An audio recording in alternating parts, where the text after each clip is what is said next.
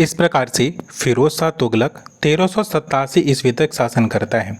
लेकिन सबसे पहले उसने अपने सबसे बड़े वाले पुत्र फतेह खां को क्या करता है कि अपना उत्तराधिकारी घोषित करता है तथा सिक्कों पर क्या होता है कि अपने नाम के साथ साथ उसका भी नाम अंकित करवा देता है। बोलता है कि अब फिरोज शाह तुगलक के साथ साथ अब फतेह खां का भी नाम क्या होगा, सिक्कों पर अंकित होगा।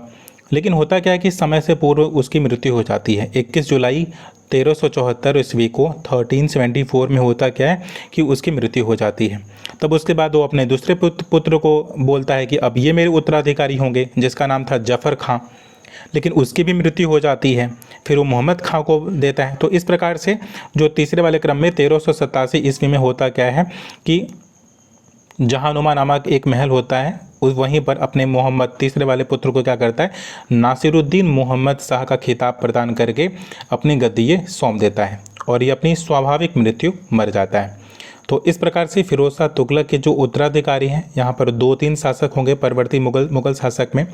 एक गयासुद्दीन तुगलक शाह द्वितीय होंगे 1388 से 1389 ईस्वी तक, और अबू बकर शाह शासन करेंगे 1389 से 1390 ईस्वी तक। फिर जो सबसे आखिरी वाला शासक होता है इस तुगलक वंश का, वो नासिरुद्दीन मोहम्मद शाह 1390 से 1394। इसी के बाद वो तैमूर का वो हो जाएगा, आक्रमण हो जाएगा। ये लोग इतना नासिरुद्दीन महमूद का जो 1394 से 1412 ईस्वी के बीच का जो पूरा शासनकाल रहता है, ये नासिरुद्दीन महमूद का, तैमूर के आक्रमण की वजह से वो सारा गेम इसका बिगड़ जाता है। तो तुगलक वंश का चूँकि इन्होंने कुछ विशेष काम किया नहीं था, इसलिए हमें उसे पढ़ने की उतनी आवश्यकता है नहीं। और परवर्ती मुगल शासकों में जो हमें पढ़ना है वो यही कि इसके बाद कौन कौन से शासक आते हैं। गयासुद्दीन तुगलक शाह द्वितीय आएंगे 1388 से 1389 ईस्वी के बीच में। फिर अबू बकर शाह आएंगे 1389 से 90 के बीच में। फिर नासिरुद्दीन मोहम्मद शाह आएंगे 1390 से 1394। उसके बाद तैमूर का हो जाएगा आक्रमण।